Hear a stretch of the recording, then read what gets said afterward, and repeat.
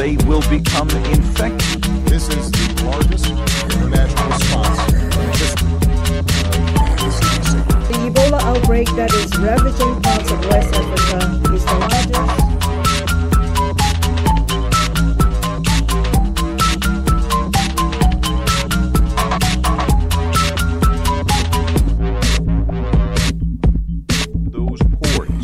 They will become infected. This is the largest international response in the history of the CDC. The Ebola outbreak that is ravaging parts of West Africa is the largest, most severe, and most complex in nearly 4-decade history of this disease. This is Ebola Zaire, and the most deadly in the Ebola.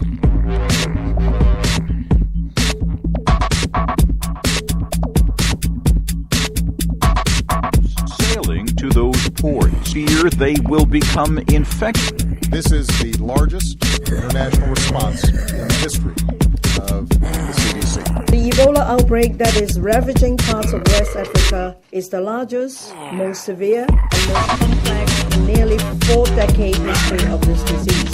This is Ebola Zaire, and the most deadly in the Ebola.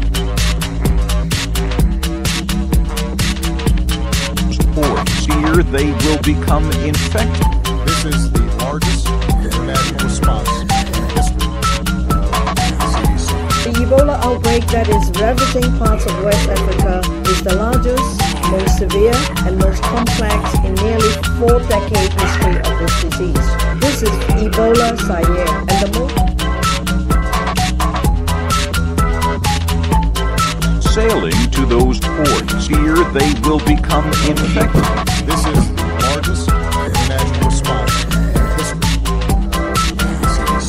The Ebola outbreak that is ravaging parts of West Africa is the largest, most severe, and most complex in nearly 4-decade history of this disease. This is Ebola Zaire, and the most deadly in the Ebola.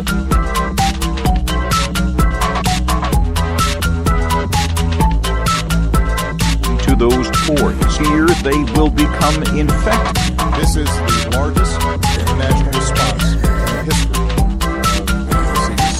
The Ebola outbreak that is ravaging parts of West Africa is the largest, most severe, and most complex in nearly 4-decade history of this disease.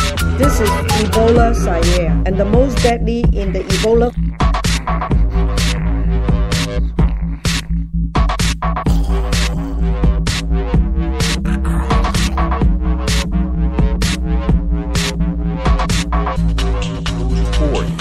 they will become infected.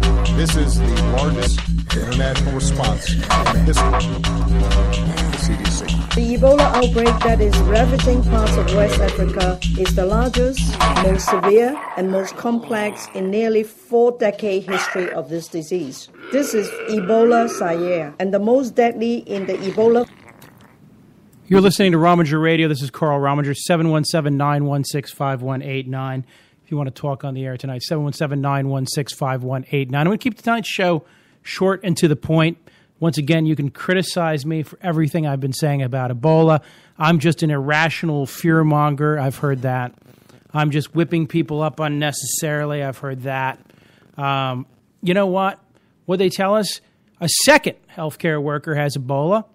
And where was she? She was on a flight with a fever from Cleveland back to Dallas.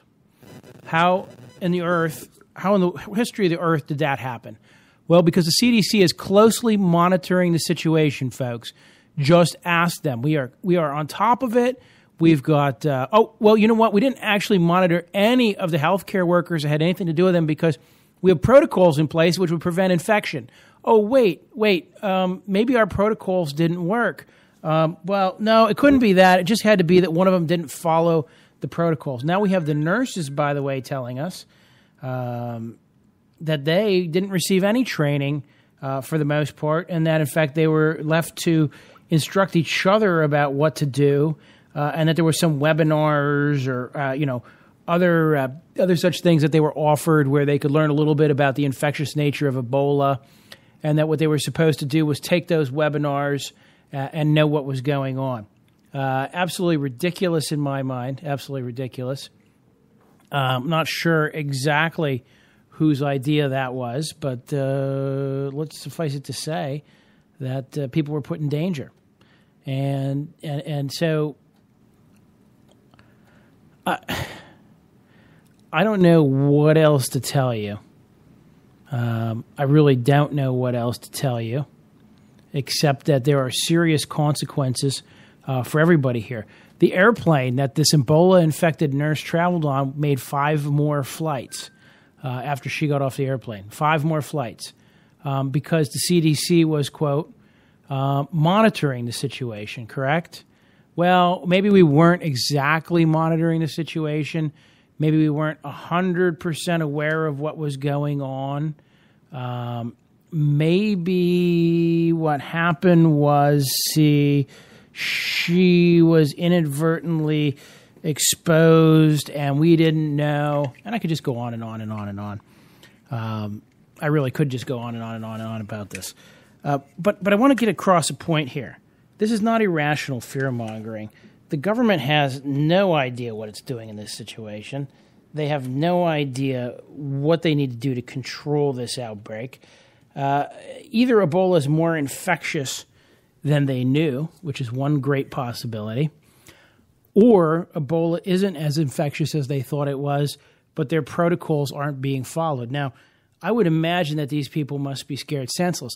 One of the other things we learned that's probably most troublesome to me is that these nurses were then expected to continue to care for, I don't know if you picked up on this or not, but they were expected to continue to care for other patients. So what would happen is they go down and work on the Ebola guy, and I hate to call him the Ebola guy, but they would do that, and then they would go see the Ebola guy, and then they would go down and work on other patients. So if you happen to be in the hospital because you wanted to get, a little outpatient surgery, or, you wanted to get a little something checked up on, or grandma just happened to get transferred in from the nursing home, that nurse was going to work on the Ebola guy, and then she was going to come down and work on you.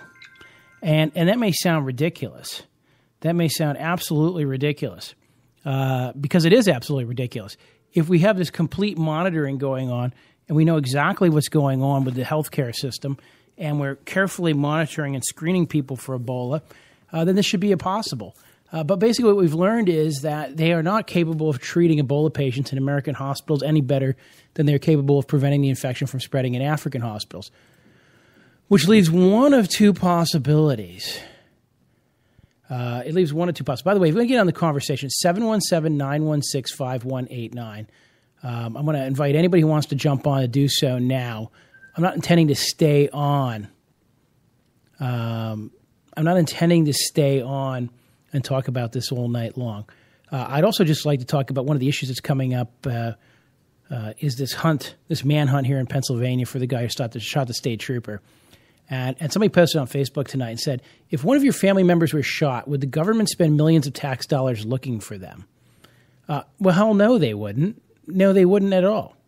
The state police are indulging because it was one of their own who was shot, and they would say it's serious and we must do everything we can. He's on the loose and he could strike again, and he's an active shooter and he's an active danger, and those all make sense. But they are giving, 300 troopers a day, phenomenal amounts of hours. It sounds like all the kids are going to have great Christmases except the guys who were shot. And so let's wrap that around for a second. Got to remember somebody was shot.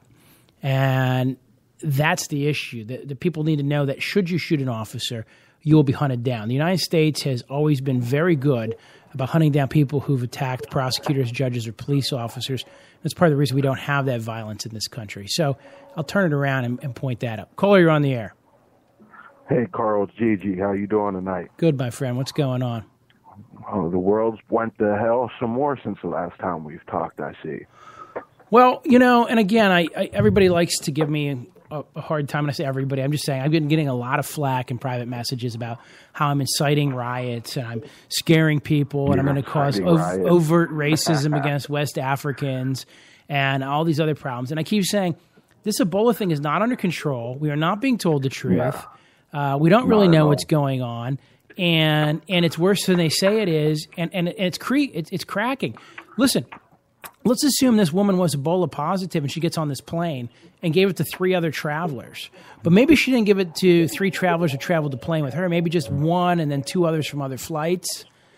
Maybe the cleaning lady. Well, by the time she figures out that she has Ebola, she's going to give it to 3 other people. We're probably going to end up with 1,000 Ebola cases here in the United States just scattered all over the place thanks to the ineptness of the CDC to handle 1 patient. I seen last night that they were talking in upwards of 5,000 to 10,000 new cases per week. In Africa, it is going to hit 10,000 plus. Correct. Well, the problem with that is that the people over there that are treating them are going to get it. They're not going to be. They're going to be sent other places. Other places will get it, just like everything else that's happened so far. Which, by the way, Obama has it under control. He's meeting on Ebola. Well, he has it under control for him and his family. But, as far as everybody else goes, he don't have it under control. He's part of the problem. As far as that goes, in my opinion, for bringing it here in the first place and authorizing the doctor to come here and bring it here, and then the next person and the next person, you're not gonna get a flight. You're not gonna save people who are sick on a flight on a plane. You're gonna have to just cut ties with other countries at the moment and just limit your travel to inside the United States. Yeah, the problem with that is that's very disruptive of business. And at the end of the day, and so let me before wait. I want you to hear me out on this. We know for a fact that if everybody drove at 20 miles per hour on the interstate, the fatal accidents would just fall astronomically and millions of lives could be saved over a decade, okay? Right. I mean, just gazillion people would continue on, would not maimed, not injured because we lower the speed limit. But we make an economic choice to move the speed at the highway at a certain level, which is economically beneficial, but, we crack a few eggs and making this omelet called the economy. Well, shutting down the borders and stopping international travel would be very bad for business and very bad for everybody.